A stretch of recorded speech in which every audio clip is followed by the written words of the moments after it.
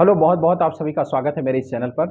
अतवारा जी, आज मेरा एक आपसे सवाल है कि ये बहुत लोगों का कन्फ्यूज़न होता है कि बहुत लोग इस चीज़ में बिलीव करते हैं कि इस दुनिया में जो कुछ है यही है, मरने के बाद कुछ नहीं होता। इसी का एक दूसरा पहलू ये है कि बहुत सारे लोग इस चीज़ में बिलीव करते हैं कि नहीं, ये शरीर मरती है लेकिन आत्मा नहीं मरती है। तो आपका क्या पॉइंट ऑफ व्यू है? क्या वाक़ई में आत्मा नश्वर है?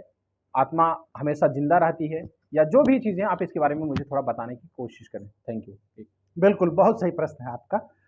और जहाँ तक मेरा अपना मानना है और मेरा ही क्यों, धर्म ग्रंथों का ऐसा मानना है कि मृत्यु के बाद पुनः जन्म शुरू होता है।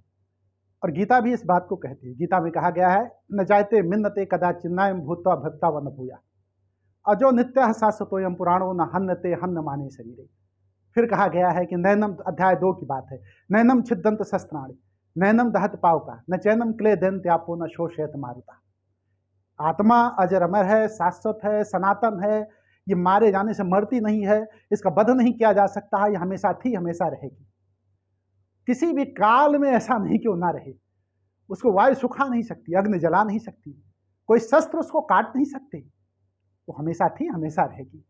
गीता में भगवान श्री कृष्ण कहते हैं कि पुनरप जन्म पुनरप मरणम पुनरप जन्मी जठरे सैनम। ये बात आई है, इसी बात को गीता में कहा गया है कि अर्जुन, मेरे भी कई जन्म हो चुके हैं और तुम्हारे भी कई जन्म हो चुके हैं। मैं अपने जन्मों के बारे में जानता हूं, तू नहीं जानता है। तो गीता में भगवान श्री कृष्ण इस बात को सिद्ध करते हैं कि जन्म होता है मृत्यु के बाद। और एनर्जी कभी भी, कोई भी ऊर्जा है, आत्मा क्या है? आत्मा एक ऊर्जा है। ऊर्जा कभी नष्ट नहीं होती, वो अपना रूप परिवर्तित करती है। उसी तरीके से जब हमारे यहाँ कहा गया गीता में, वासांस जीर्णान यथा विहाय नवान गृहणात नरो प्राण तथा शरीरान विहाय जीर्णान नन्नान संयात नवान देहि।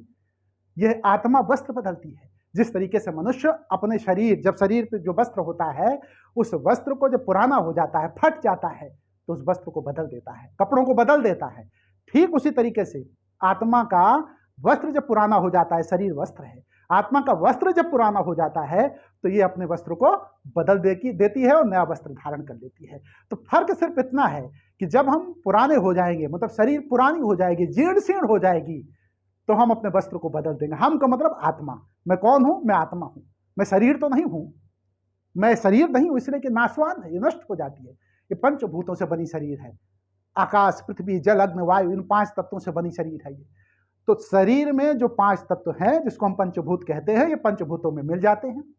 और जब पंचभूतों में मिल जाते हैं, तो पंचभूत में मिलने के बाद शेष जो बचता है मरने के बाद, मन, बुद्धि, चित्त, अहंकार, ये अंतः चतुष्टय कहलाता है। ये अंतः चतुष्टय मरने के बाद जो है नया शरीर धारण कर लेता है। बहुत बहुत धन्यवाद। अतवारा जी, एक बस छोटा सा सवाल है कि क्या आत्मा, जैसे एक कहते हैं कि इंसान भी गंदा है, खराब है, उसके कर्म खराब है, क्या आत्मा भी दूषित और स्वच्छ होती है? ऐसा कुछ है क्या कॉन्सेप्ट? देखिए, जहां तक आत्मा की बात है डॉक्टर साहब, आत्मा जो है वो पवित्र है। उसके ऊपर कोई लेस मात्र का भी फर्क नहीं पड़ता। आप अच्छा करो, बुरा करो, सही करो, गलत करो, कुछ भी करो, आत्मा केवल दृष्टा होती है, वो देखती है। ईश्वर सर्वभूतानाम हृदय से अर्जुन तिष्ठत। ईश्वर सभी भूत प्राणियों के हृदय देश में निवास करता है। वो ईश्वर क्या है? वो आत्मा ही है। आत्मा मौन रहती है, आत्मा सिर्फ देखती है, दृष्टा है। तो आप कहेंगे कि आत्मा का उद्धार कैसे होता है? आत्मा बंधन में है, आत्मा को तो कोई बांध नहीं सकता। आपके विचारों ने, चूंकि जड़ प्रकृति से जब उसका सानिध्य हुआ, तो उसके बाद वो अपने विचारों के कारण आपके शरीर में बद्ध है, बधी हुई है। तो बंधने की वजह से ही जो है, आत्मा को आप पवित्र कीजिए। और आत्मा को पवित्र करने का तरीका क्या है? ये शरीर है। शरीर एक मशीन है, ये प्रकृति के द्वारा दी गई मशीन है। इस मशीन में आपका अंतःकरण चतुष्टय पवित्र होगा।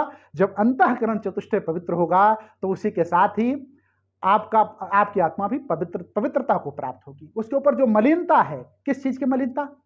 ये जड़ प्रकृति की।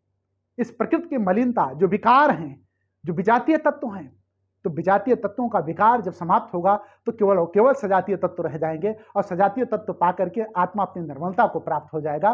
कहते नहीं, एक धुंध है, उस धुंध को आपको मिटाना है। प्रकृति का धुंध है, तो धुंध को मिटाना है। जिस दिन धुंध मिट जाएगा, उस दिन आत्मा, जैसे शीशे के ऊपर जो है, अगर बहुत ज्यादा धुंध हो तो आपको अपना चेहरा ना दिखाई पड़े, ठीक उसी तरीके से जब जो धुंध प्रकृति का है ये ज्यादा हो जाता है, तो आपको अपना स्वरूप, जो आपका अपना स्वरूप है, आत्मा है, वो नहीं दिखाई पड़ती। अपने स्वरूप को ही पहचानने से आप इनकार कर जाते हैं, और जिस दिन वो धुंध हटती है उस दिन अपने स्वरूप को आप पहचान लेते हैं। तो इसलिए पवित्रता को आप प्राप्त हो, और पवित्रता को तभी प्राप्त हो जा पाएंगे जब आप इस धुंध को मिटा दें।